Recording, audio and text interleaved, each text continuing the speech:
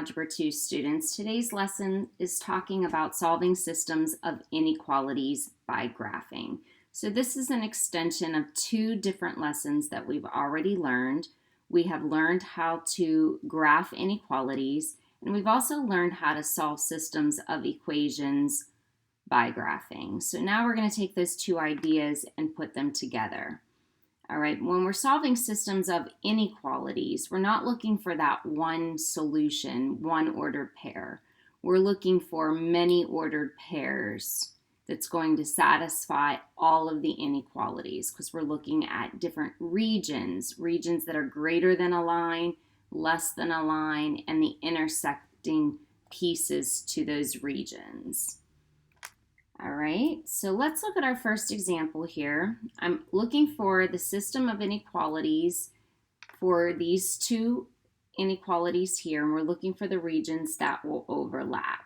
So I'm going to graph this first inequality, starting with a y-intercept at -3 and using a slope of 2.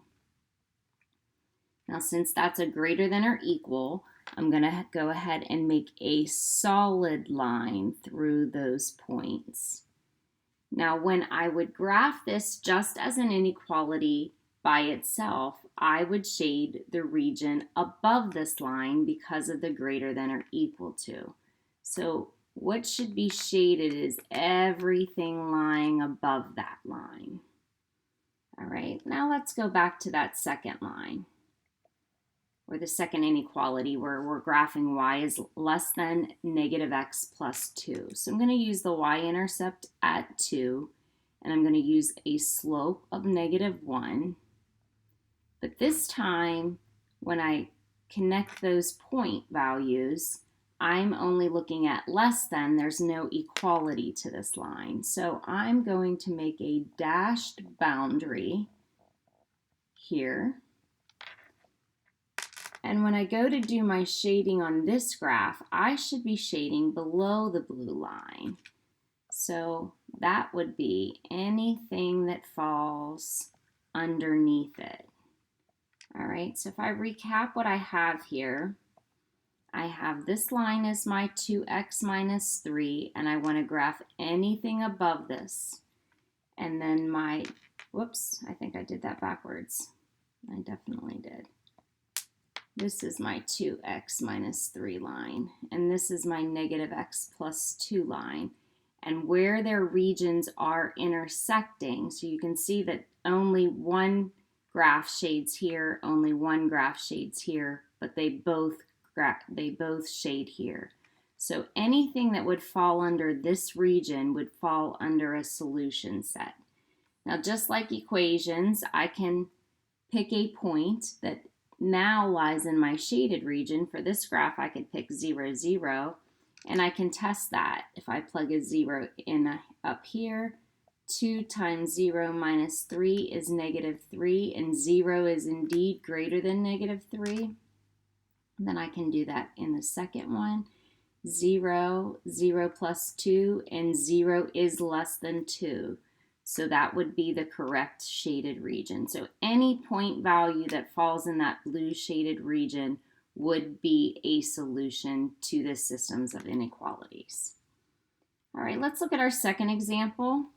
So for our second example, I have y is less than or equal to -x plus 1. So starting at my y-intercept and using my slope, and I'm going to have a solid line for this guy. I'm going to go ahead and mark him now so I don't forget to do it later. Now for this line, I should be shaded anywhere underneath this line. So I am going to shade below. All right, now for my second line, I'm actually going to get 2 here. Now you can see the idea that I don't have any y values in it, so that should clue you to this is going to represent a vertical line in some way. However, because of the absolute values, I have to solve for that x first. So when I solve for absolute values, I know that what was in this grouping could have been a positive value, or it could have been a negative value. So I have to recognize the fact that it could have been positive at first. If I do that, I'll get a vertical line and a system of x is less than 2.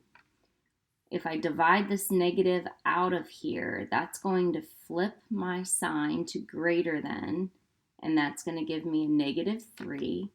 Then I'm going to subtract 1 and get x is greater than negative 4. So I end up getting 2 vertical lines out of this absolute value. All right, so the first one is going to show up at 2, and it is going to be dashed.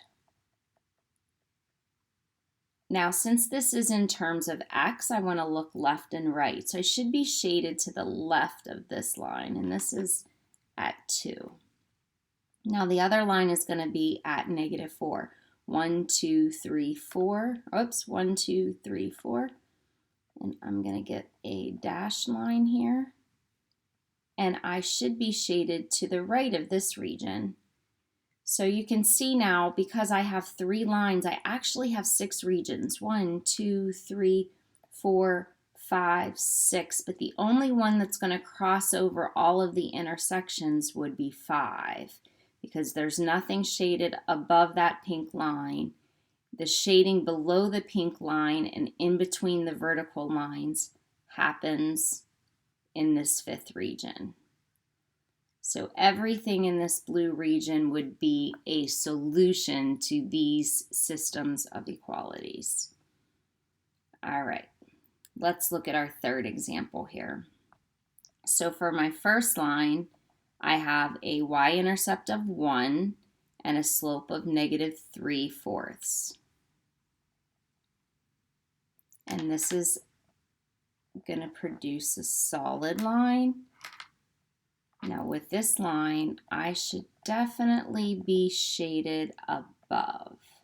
So I'm going to do my shading above this line. All right, now in looking at the second line, I notice that it does have a different y-intercept, but it has exactly the same slope. So that's cluing me into that these are parallel lines.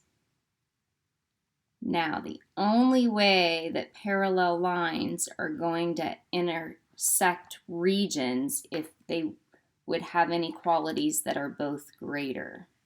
Then that would produce intersecting regions. For this guy, the shading here is going to be below. So you can see that I have the shading above and the shading below, which really means that there are no intersecting regions. So this one would produce no solutions, or the empty set for my solutions. Okay, so only if when I have parallel lines, they go in the same direction would I ever have intersecting places. So pay attention to those slopes. They'll give you a little clue of what kind of lines you're going to get out of that graph. All right, for our fourth example, we're looking at a word problem. It says medical professionals recommend that patients have cholesterol levels below 200 milligrams per deciliter and triglyceride levels below 150 milligrams per deciliter. Write and graph a system of inequalities that represent the range of cholesterol and triglyceride levels for patients. So here I've got 2 different variables and one is not dependent of the other. So it doesn't matter how I set this up at the beginning. I'm going to let my x represent my cholesterol level, and I'm going to let my y represent my triglyceride level. All right, and that's going to build my inequalities. So for my cholesterol level, it says that it should be below 200 milligrams. And for my triglycerides, it should be below 150 milligrams. All right, so with when I have equations or inequalities that only have one variable, that means that I'm going to have vertical and horizontal lines to these graphs. All right, so I'm going to go ahead and count by 50s, 50, 100, 150, 200. I'm going to mark that down here. And then I'm going to do the same on my vertical axis. And I'm going to graph these lines. So for my first one, my x is less than 200. That's going to produce for me a vertical line where x is 200. And it's also going to produce a dashed line. Now for this pink graph, I should be shaded to the left. I'm just going to give myself a little note here to show which way I should shade later on. For my triglyceride levels, I have to be less than 150. Since I have no x, that means my slope is 0. I'm going to have a y-intercept at 150, and I'm going to have a horizontal dashed line. And for this guy, I should be shaded below. So where these regions intersect, so you can see I have 1, 2, 3, 4. The third region is where you're going to intersect the left of the pink line and the bottom of the purple line. All right, noticing again that I'm bounding like I did in my equations with x is greater than or equal to 0 and y is greater than or equal to 0, because I can't have negative cholesterol or triglyceride levels. So any value in here would represent a good level of cholesterol and triglyceride levels in patients. Anything above would be too high for your cholesterol and triglycerides. All right, we're going to move to our last example today. So our last example is a series of 3 systems of inequalities. It says find the coordinates of the vertices of the figure formed by these 3 inequalities. All right, now in order to do that, I'm going to take these 3 inequalities and put them in slope-intercept form first. So I'm going to start with that first one, and I'm going to take 2x over. Then I'm going to divide by a -1, giving me 2x plus 1. So I'm going to go ahead and graph that line. And that line should be a solid line. And I really should be shaded underneath this. I'm just going to go ahead and give myself a note for later. All right, my second line, I just need to subtract x over with a y-intercept of 4 and a slope of -1. These are all solid lines here. And this is -x plus 4. And it's telling me I should graph underneath this line. All right, for my third line, I have 4y is greater than or equal to -x plus 4. And I'm going to divide everything by that 4, giving me a y-intercept of 1 and a slope of -1/4. Now this is also going to be a straight line, and this guy is going to be shaded above. So I need to be below the purple, below the pink, and above the orange. So it looks like it's forming this triangle here inside of these 3 lines. Now I'm not done, because it asked for the vertices of the figure that's formed by these 3 lines. And that's going to be these 3 intersecting places. So they are intersecting at 0, 1. That's this value right here. They are intersecting at 1, 3. That's going to be this point. And the last point, I know it looks like I colored over it, but that last point is going to intersect at 4, 0. So those are the coordinates of the intersections of that triangle. All right, so this concludes our lesson on systems of inequalities. I'm asking you to complete these problems from your textbook. It's page 55, 7 through 15, you're going to do the odds, number 16, 19, and 23. May you have a great day, everyone.